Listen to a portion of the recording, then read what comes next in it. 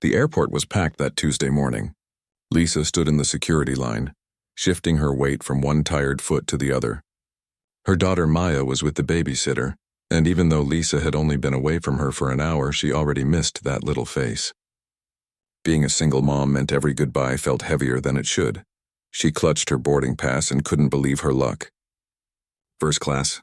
She'd been flying economy for years, but some computer glitch or miracle had bumped her up. She wasn't going to question it. After working 2 jobs for the past 3 years, maybe the universe owed her this one small win. The flight attendant smiled as Lisa found her seat. The leather was soft, nothing like the cramped seats she was used to. She sank into it and let out a breath she didn't know she'd been holding. For the next 3 hours, she could just exist. No dishes, no deadlines, no juggling bills on her kitchen table at midnight. A man in an expensive suit took the seat beside her. He looked like he belonged in first class, unlike Lisa in her clearance rack blazer. He was older, maybe mid-40s, with gray starting to show at his temples.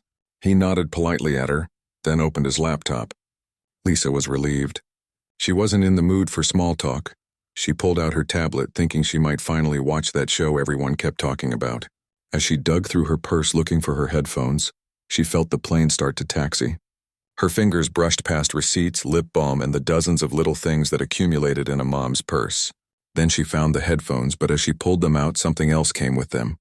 A photograph fluttered down and landed near the man's feet. Lisa's heart jumped. It was her favorite picture of Maya, taken just last month at the park. Her baby girl was laughing at a butterfly. Her face lit up with pure joy. Lisa reached for it, but the man had already bent down to pick it up. "Sorry, that's mine," Lisa said, extending her hand, but he didn't hand it back. He just stared at it. His face had gone completely pale, like he'd seen a ghost. The laptop on his tray table was forgotten. His hand holding the photo started to shake. Lisa felt a chill run down her spine. Excuse me? Can I have that back?" The man didn't respond. His eyes were locked on the image, and she watched as his jaw clenched. For a second, she thought he might cry. What on earth was happening? "Sir?" Lisa said louder this time. A woman across the aisle glanced over. He finally looked up at her, and the expression on his face made her stomach drop. It wasn't creepy or threatening. It was shock mixed with something that looked like pain, deep old pain that had suddenly been ripped open. "I'm sorry," he said, his voice rough. "I'm so sorry, He looked back at the photo, then at Lisa, then at the photo again. "Your daughter. She has—" Her eyes, Lisa tensed. Protective instinct kicked in immediately. "What about her eyes?" "They're different colors," he said quietly. "One blue, one hazel. And that mark on her cheek." Lisa's hand instinctively went to her own purse where her phone was. How did this stranger notice those details so quickly? Maya's heterochromia was unusual, sure, and the small birthmark on her left cheek was distinctive. But why did he care? "Look, I don't know what this is about, but I need that photo back now." He handed it to her, but his hand was still trembling. Lisa snatched it and shoved it deep into her purse. The flight attendant walked by, and Lisa considered calling her over. This was weird. "This was really weird, please," the man said, and now he definitely had tears in his eyes. "Please, I'm not trying to scare you. I know how this looks, but I need to ask you something."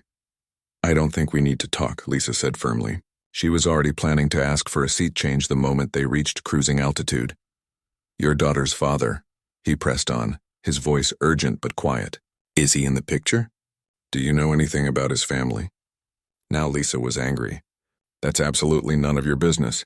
I don't know who you think you are, but you need to stop talking to me right now." The man held up his hands. "You're right. You're absolutely right. But please just listen for 1 minute. Just 1 minute, and then I'll never bother you again. I'll switch seats. Whatever you want." Something in his voice made her pause. It wasn't menacing. It was desperate. Broken even. Against her better judgment, she said, "1 minute." He took a shaky breath. 29 years ago, my daughter was taken from a hospital. She was 3 days old. Someone walked into the nursery and took her, and we never found her, never got a single solid lead. Lisa felt her anger shift into something else. Sympathy, maybe. That's awful. I'm sorry that happened to you. But what does that have to do with— She had heterochromia, he interrupted. Different colored eyes. One blue, one hazel. And a birthmark. Right here.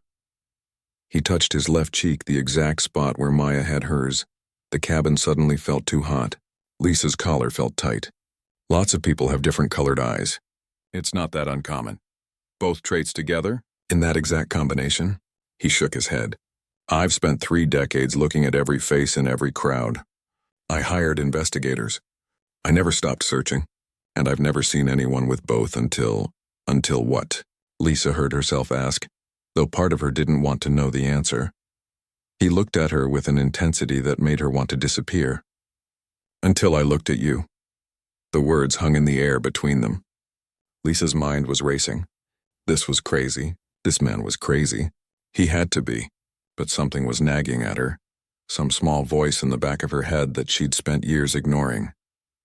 I don't know who my birth parents are, she said slowly, the words surprising even herself. I grew up in foster care, but that doesn't mean anything. There are thousands of kids who— How old are you? He asked.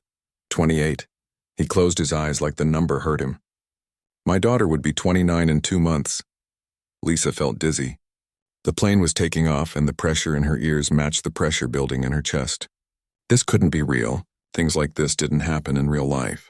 They happened in movies and daytime television, not to regular people on a random Tuesday. I know this is insane, the man continued. Believe me, I know how this sounds. But what if it's not a coincidence? What if there's even a chance? A chance of what exactly? Lisa whispered. He met her eyes and she saw hope there. Dangerous, desperate hope. A chance that I've been sitting next to my daughter for the past 10 minutes. And that your little girl in that photo is my granddaughter. The plane leveled off, but Lisa felt like the world had tilted sideways. Everything she thought she knew about her life suddenly felt unstable, like a table with one leg shorter than the others. She opened her mouth to tell him he was wrong, that this was all some terrible mistake. But the words wouldn't come. Lisa stared at the man like he'd just spoken a foreign language. Her granddaughter? Her mind couldn't even process the words. She gripped the armrest so hard her knuckles turned white. You need to stop, she said, trying to keep her voice steady. I don't know what kind of game this is, but you're wrong. You have to be wrong. I might be, he admitted, and she could see he was trying hard to stay calm. I really might be. But what if I'm not? What if there's even a small possibility? Lisa wanted to call the flight attendant. She wanted to move seats. She wanted to pretend this conversation never happened. But something kept her frozen in place. Maybe it was the raw honesty in his voice. Maybe it was the way her own heart was pounding. Like her body knew something her mind refused to accept. Tell me about your childhood, he said gently. Please, where were you born? What do you remember? I told you I was in foster care. That's all I know. But before that? Anything, even the smallest detail? Lisa felt her throat tighten. These were questions she'd spent years trying not to think about. I was found when I was about 2 years old.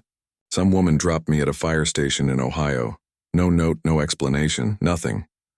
She watched his face carefully and saw something flicker in his eyes. Recognition? Hope? She couldn't tell. Ohio, he repeated quietly. My daughter was taken from a hospital in Pennsylvania, right across the state line from Ohio. That's just a coincidence, Lisa said, but her voice lacked conviction. He reached into his jacket pocket, moving slowly so she wouldn't panic. He pulled out his phone. Can I show you something? Just one thing, and then if you want me to leave you alone, I will. I promise. Every instinct told Lisa to say no, to shut this down right now and never look back. But that small voice in her head was getting louder. The one that had always wondered about the mother who gave her up. The one that used to imagine elaborate stories about why she'd been abandoned. Fine, she said. One thing. He unlocked his phone with shaking fingers and scrolled through his photos. It took him a moment to find what he was looking for. When he did, he turned the screen toward her. Lisa felt the air leave her lungs. It was an old photograph, faded and worn like it had been looked at 1,000 times. A young woman, maybe 25, holding a newborn baby. The woman had dark hair and green eyes. She was smiling, but there was exhaustion in her face, the kind Lisa remembered from her own first days with Maya. But that wasn't what made Lisa's hands go cold.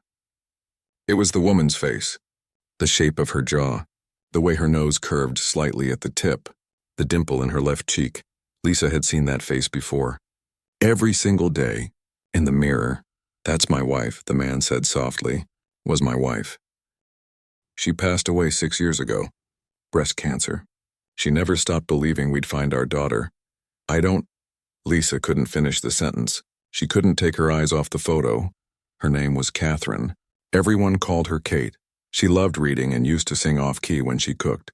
She was terrible at math but could remember every line from her favorite movies. And she had this thing where she'd scrunch up her nose when she laughed really hard. Lisa felt something crack inside her chest. She scrunched her nose when she laughed. Always had. Her friends teased her about it. "This is crazy," she whispered. "This is absolutely crazy, I know." He swiped to another photo. This one was even older, showing the same woman as a child, maybe 8 or 9. The resemblance was even stronger. Lisa could have been looking at a childhood photo of herself. "I have more," he said. Medical records. The police reports from when she was taken. The description they put out. They noted the heterochromia and the birthmark. It's all documented. Lisa pressed her palms against her eyes. She felt like the plane was spinning. "Even if what you're saying is true, and I'm not saying it is, it doesn't explain Maya. She's my daughter. Her father is just some guy I dated for a few months. He left when I got pregnant. I never even met his family. What did he look like? I don't see how that matters." "Please," Lisa sighed. "Dark hair, brown eyes, average height. Nothing remarkable. Why? Did he have heterochromia? Or any unique markings?" "No, he looked completely normal." The man nodded slowly. "Then Maya got it from your side. Traits like that can skip generations. I don't have heterochromia, but my mother did. Different colored eyes, just like Maya. Just like the baby we lost." Lisa felt tears burning behind her eyes. She refused to let them fall. You can't just drop this on someone. You can't just decide that a stranger is your daughter because of some coincidence. "You're right," he said. "I can't. That's why I'm asking for a DNA test." The words hung between them like a challenge. Lisa's first instinct was to refuse, to protect herself and Maya from whatever this might mean. But another part of her, the part that had always felt like a piece of her story was missing, was curious. "And if I say no, then I respect that. I'll switch seats right now. You'll never hear from me again." His voice cracked slightly. "But I've been looking for my daughter for 29 years. I've followed dead ends and false hopes. I've seen therapists and joined support groups and done everything possible to accept that she was gone. And then I pick up a photo of a little girl who has the exact traits my daughter would have passed down. And I'm sitting next to a woman who could be my wife's twin. Can you really ask me to walk away from that without knowing for sure?" Lisa wiped at her eyes angrily. "This isn't fair. I know. None of this is fair." She thought about Maya, about the questions her daughter would someday ask about her family, about medical history and heritage and all the blanks Lisa had never been able to fill in. She thought about the file in her apartment, the thin folder from child services that told her almost nothing about where she came from. "If I agree to this," she said slowly, "it doesn't mean anything. It's just a test. Just information." "Just information," he agreed, though they both knew it was so much more than that. "And you can't contact me or Maya until we get results. No showing up at my house. No calls, nothing." "Agreed." Lisa took a deep breath. She was probably making the biggest mistake of her life, or maybe she was about to get answers she'd been searching for her entire life. "Okay," she said. "We'll do the test." He closed his eyes and she saw his shoulders sag with relief. When he opened them again, there were tears streaming down his face. He didn't bother wiping them away. "Thank you," he said. "Thank you for giving me this chance." Lisa turned to look out the window at the clouds below. Somewhere down there was her normal life, her apartment, her job, her routine. Everything made sense down there. Up here, 30,000 feet in the air, everything had changed. She pulled out the photo of Maya again and stared at her daughter's mismatched eyes. Eyes that might tell a story Lisa never knew. A story that started in a hospital 29 years ago and led to this impossible moment. The man was quiet beside her now, giving her space. But she could feel the weight of his hope, heavy and desperate and terrifying. Lisa tucked the photo back into her purse and closed her eyes. The next few days would either confirm this was all a mistake, or they would change everything she thought she knew about herself. She wasn't sure which outcome scared her more. The rest of the flight passed in a blur. Lisa couldn't focus on anything. She pretended to watch a movie on the screen in front of her, but the images just washed over her without meaning. The man next to her worked quietly on his laptop. but she noticed he kept glancing at her like he was afraid she might disappear. When they landed, he waited for her to gather her things. They walked through the airport together in awkward silence. Lisa felt like everyone was staring at them, though she knew that was just in her head. "There's a clinic not far from here," he said as they reached the baggage claim. "They do DNA testing. We could go now if you want. Get it over with." Lisa hugged her carry-on bag to her chest. "Oh, I need to call my babysitter first. Make sure Maya's okay. Of course. Take your time."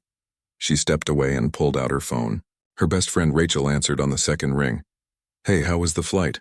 "Rachel, something really weird just happened." Lisa kept her voice low, turning away from the man.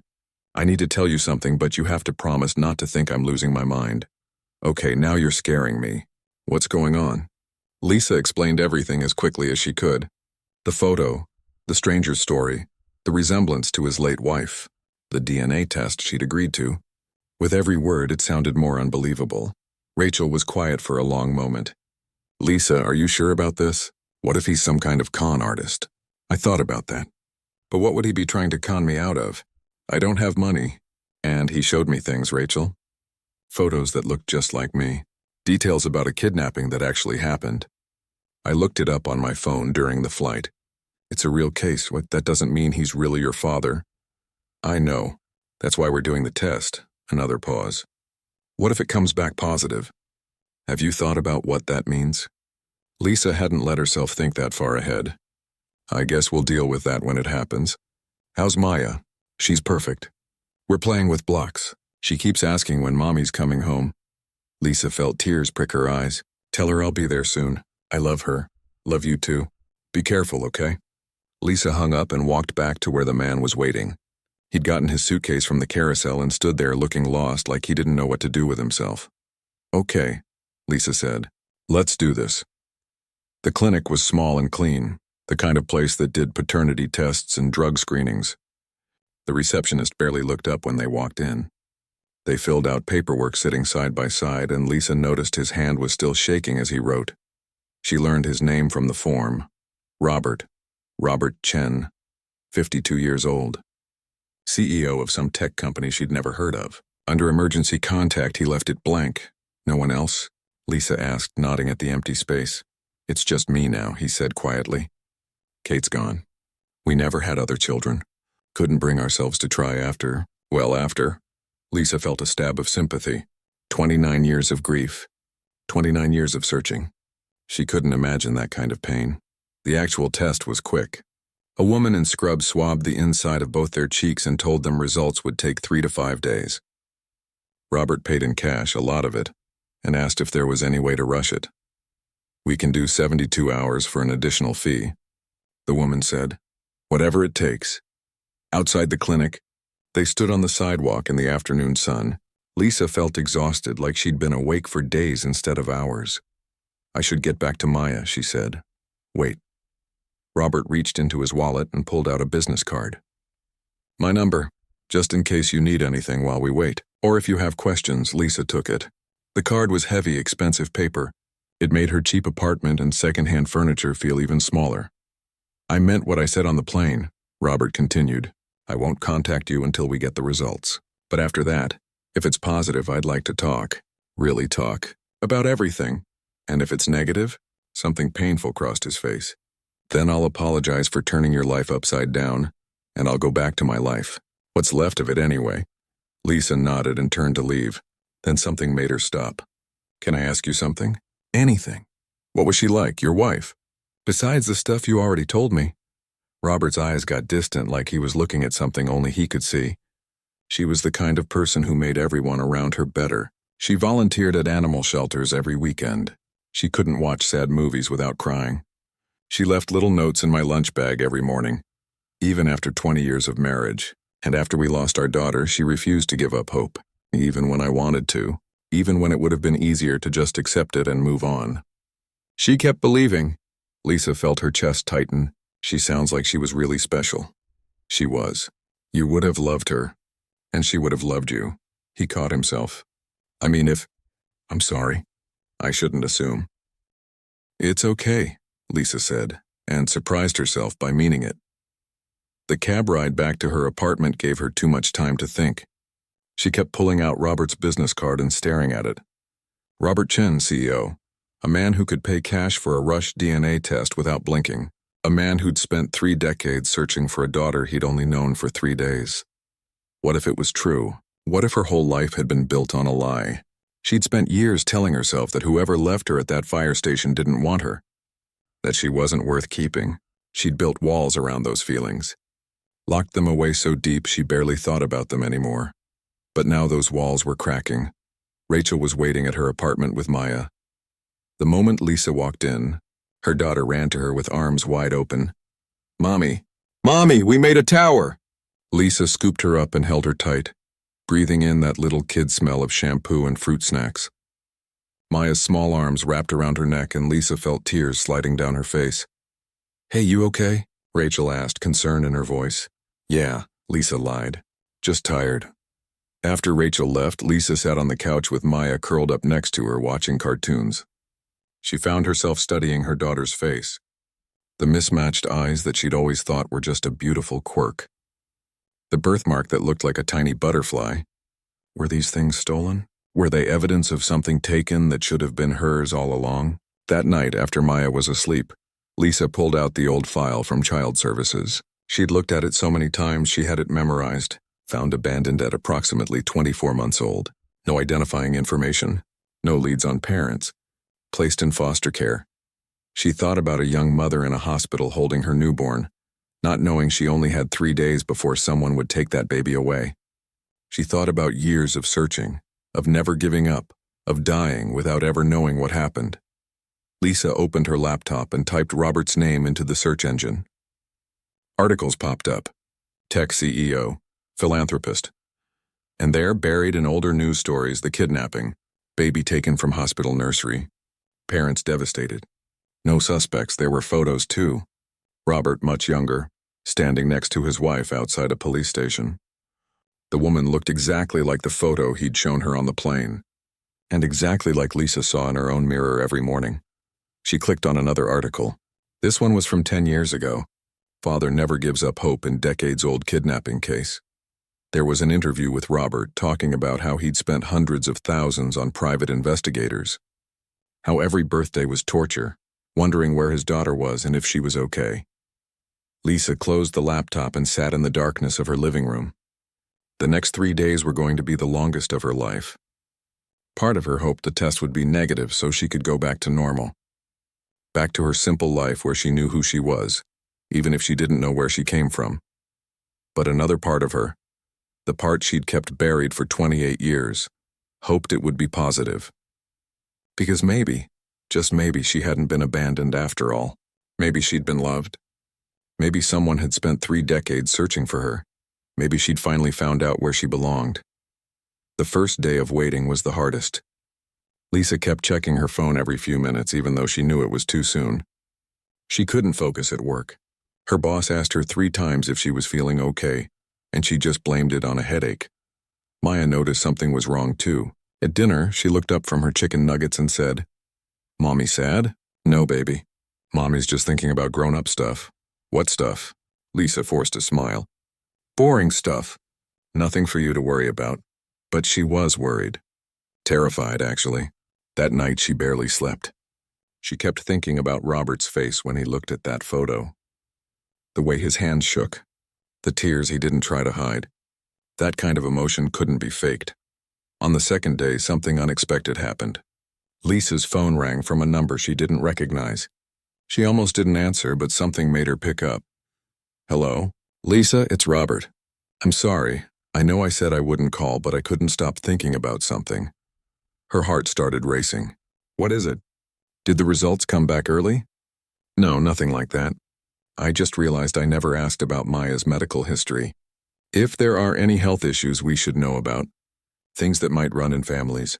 Lisa relaxed slightly. "She's healthy. No major issues. Why? There are some things that run in our family. My mother had a heart condition. Kate had the breast cancer gene. If you and Maya are family, you should know these things. You could get tested, take precautions." Lisa sat down on her couch. She hadn't thought about that. Medical history was one of those blank spaces in her life she'd learned to ignore. Every doctor's form with that section about family health history, she just wrote unknown and moved on. What else? She asked quietly. Robert seemed relieved she was listening. My mother had type 1 diabetes. My father had high blood pressure. Kate's family had a history of thyroid problems. Nothing terrible, but things to watch for. Lisa found herself taking notes, real information about where she might have come from. It felt strange and intimate at the same time. Can I ask you something? Robert said after a pause. What was it like growing up? I mean, you don't have to answer if you don't want to. I just keep thinking about all the years I missed. Lisa wasn't sure how to answer. The truth felt too heavy to share with someone who was still a stranger. But he might be her father. That thought was still so strange she could barely hold it in her head. It was okay, she said finally. I was in a few different foster homes. Some were better than others. I had one family from age 6 to 12 that was really good. They wanted to adopt me, but then they had to move for work and couldn't take me with them. That was hard. She heard Robert make a sound like someone had punched him in the stomach. I'm sorry, he said. I'm so sorry you went through that alone. It wasn't all bad. I learned to be independent, strong, and I had some good people along the way. Teachers who cared, a social worker who actually listened. It made me who I am. Still, Robert said, you should have had a family. You should have had your mother. She would have been such a good mom. Lisa felt tears building. You can't think like that. Not until we know for sure. You're right. I'm sorry. I'll let you go. But before he hung up, he said one more thing. Whatever the results say, I want you to know something. Meeting you on that plane, even if it turns out to be a coincidence, reminded me that there's still good in the world, that miracles can happen. So thank you for that.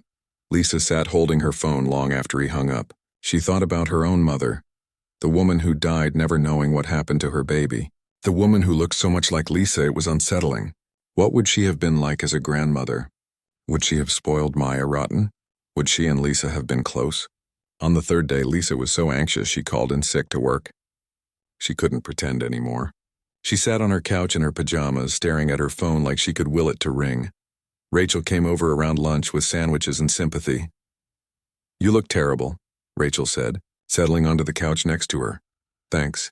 That's exactly what I needed to hear. Have you thought about what you're going to do? I mean, either way? Lisa shook her head. If it's negative, I guess everything just goes back to normal. Weird story to tell someday. If it's positive, she trailed off. If it's positive, you have a dad, and Maya has a grandfather. That's huge, Lisa, I know. That's what scares me. What if he wants to be involved? What if he tries to make up for lost time? I've been on my own for so long. I don't know how to have family. Rachel squeezed her hand. You have me. You've always had me. That's different. You chose to be my friend. This is blood, DNA. It comes with expectations. Or maybe it comes with love. Did you think about that? Before Lisa could answer, her phone rang. Unknown number. Her hand started shaking so badly she almost dropped it. It's them, she whispered. Rachel grabbed her free hand. Answer it. Lisa took a deep breath and pressed accept. Hello? Is this Lisa Martinez? Yes. This is Dr. Patterson from the Genetic Testing Center. I'm calling with your results. Is now a good time? Lisa's mouth went dry. Yes, now is fine. The test results show a 99.9% probability of paternity. Mr. Chen is your biological father. The room started spinning.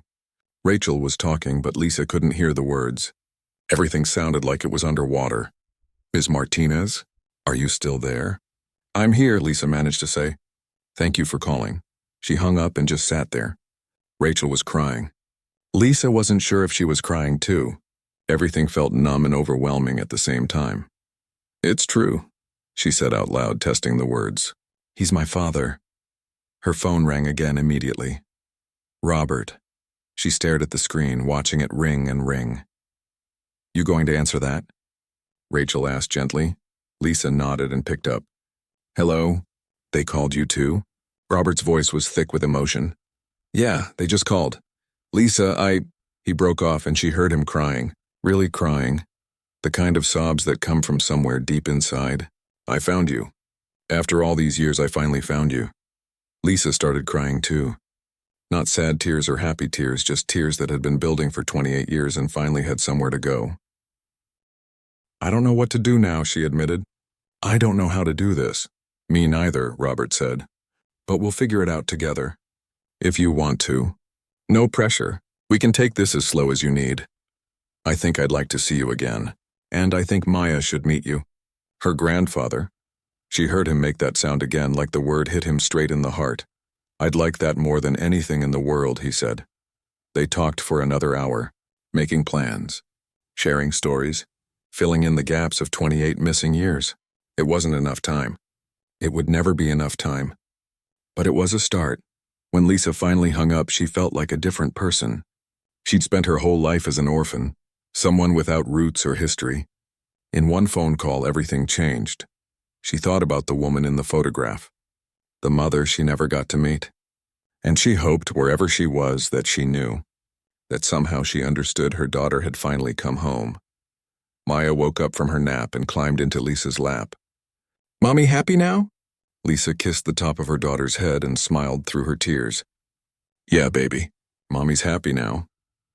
Because against all odds, on a random Tuesday morning on a flight she almost missed, Lisa had found something she didn't even know she was looking for. She'd found family. She'd found answers. She'd found the missing piece of her story that had always been there, waiting to be discovered. Robert came to meet Maya on a Saturday afternoon. Lisa had cleaned her apartment 3 times, changed her outfit twice, and was still nervous when the doorbell rang. Maya looked up from her coloring book. Who's that, Mommy? Lisa took a deep breath. Remember how Mommy told you about a special visitor? Someone very important? She opened the door and there he was.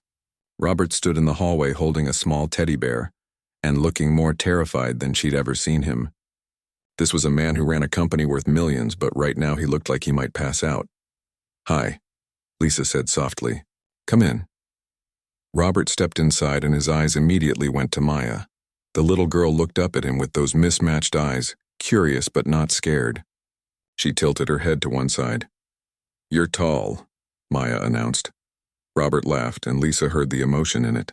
You're absolutely beautiful. He knelt down to be at her level, holding out the teddy bear. I brought you something. Is that okay? Maya looked at Lisa for permission. Lisa nodded, her throat too tight to speak. Maya took the bear and hugged it close. Thank you. What's his name? I don't know yet. I thought maybe you could name him. Maya thought hard about this, her little face serious. Mr. Buttons, because he has buttons for eyes. Mr. Buttons is a perfect name, Robert said, and Lisa saw tears gathering in his eyes. They spent the afternoon together. Robert sat on the floor and played with Maya's blocks. He was awkward at first, like he'd forgotten how to be around children, but Maya had a way of making everyone comfortable. She chattered away about her favorite cartoons, and her best friend at daycare and the butterfly she saw last week. Robert listened to every word like it was the most important thing he'd ever heard. Lisa watched from the couch, her heart doing strange things in her chest. This was her father. This man playing blocks with her daughter was the person she'd wondered about her entire life. The hole she'd learned to ignore was suddenly filling up, and it hurt in a way she didn't expect. After Maya went down for her nap, Lisa and Robert sat at her small kitchen table with coffee. She's incredible, Robert said. Smart, funny kind. You've done an amazing job with her. I had help. Rachel's been there from the beginning, and Maya's daycare teacher is wonderful. Still, you did this alone. That takes strength. Lisa wrapped her hands around her mug. I want to know everything. About you, about my mother. About what happened. All of it, Robert nodded. Where do you want me to start? The beginning. How did you and my mom meet? His face softened. College. I was studying computer science, she was in literature. We met at a party and I thought she was the most beautiful person I'd ever seen. She thought I was boring. It took me 3 months to convince her to go on a date with me. Lisa smiled despite herself. What changed her mind? I wrote her a program that generated random poetry. Terrible poetry, mind you, but she thought it was sweet that I tried to speak her language. For the next hour, Robert painted a picture of a life Lisa never knew existed. He told her about the small apartment where they lived after getting married. About his mother who made the best dumplings and insisted on teaching him to cook even though he was hopeless at it. About his father who worked in a restaurant and saved every penny to send Robert to college. They died before you were born. Robert said quietly, Car accident when Kate was pregnant. They would have loved you so much. Lisa felt the loss of people she never met. Grandparents who should have been there. Who should have held her and spoiled her and told her stories about the old country. What about my mom's family? Robert's expression darkened. Her parents weren't good people. They cut her off when she married me. Said I wasn't good enough. Wasn't the right background. We didn't have any contact with them. I don't even know if they're still alive. So it's just you, Lisa said. You're all I have. And you're all I have, Robert replied. You and Maya. After we lost you, after Kate died, I threw myself into work. Built the company into something bigger than I ever imagined. But none of it meant anything. It was just noise to fill the silence. Lisa reached across the table and took his hand. It was the first time she'd initiated contact, and she felt him grip her fingers like a lifeline. I'm angry, she admitted, at whoever took me, at the universe for letting it happen. At all the years we lost, me too. I'm so angry I can barely breathe sometimes. But then I look at you and Maya, and I think about how close I came to never finding you, that photo falling on a plane. What are the odds? It feels like your mother sent you to me. Lisa wanted to believe that. She wanted to believe in signs and fate and mothers watching from wherever people go after they die. What happens now? Robert pulled an envelope from his jacket pocket. I talked to my lawyer. I want to set up a trust fund for Maya. For her education, her future, whatever she needs. Robert, I can't. Please, let me do this. Let me be a grandfather to her. Let me help. Lisa thought about the bills on her counter, the student loans she was still paying off, the second job she worked just to keep them afloat. Pride told her to say no, but love for her daughter made her nod. Okay, but I'm still working. I'm still taking care of us. I wouldn't expect anything else. You're your mother's daughter. She was independent too, stubborn as anything. Over the next few weeks, Robert became part of their lives. He came to dinner every Sunday. He learned Maya's favorite foods and her bedtime routine. He was there when she fell off the swing at the park and scraped her knee. And Lisa watched him comfort her granddaughter with the gentleness of someone making up for lost time. Lisa showed him photos from her childhood. The few she had. School pictures where she tried to smile even though she felt invisible. Robert cried over every single one. I should have been there, he kept saying. For your first day of school, your first lost tooth, all of it. You're here now, Lisa told him. That's what matters. The police reopened the kidnapping case. They found evidence that the woman who took Lisa was part of a ring that stole babies and sold them. Most of the people involved were dead or in prison for other crimes. There would probably never be full justice, but at least there were answers. Robert introduced Lisa to his world. Business partners who became like uncles. His assistant who cried when she met Lisa because she'd watched Robert search for 29 years. People who'd watched him carry his grief like a weight and were amazed to see him finally put it down. One Sunday evening, after Maya was asleep, Lisa and Robert sat on her small balcony watching the sunset. He'd brought over a photo album, the one he'd kept all these years. These were supposed to be your baby pictures, he said, opening it to pages of empty spaces. Kate made this before you were born. She was going to fill it up, document everything. Lisa touched the empty pages, feeling the weight of all those missing moments. Can I keep this? She asked. I want to fill it now. With Maya's pictures with us. It's late, but it's something. Robert nodded, unable to speak. Lisa pulled out her phone and held it up. Come on. First picture for the album. He moved closer and she snapped a selfie. Father and daughter both smiling through tears. A family finally complete.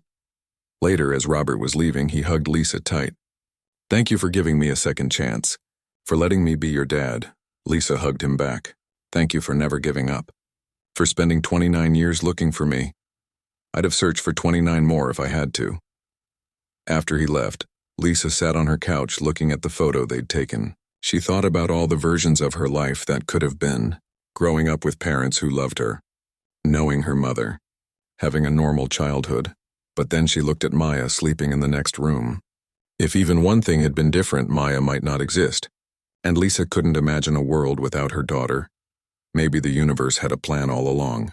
Maybe every foster home, every lonely night, every moment of wondering where she belonged was leading her exactly here. To that plane. To that photo falling. To finding her father and giving her daughter a grandfather.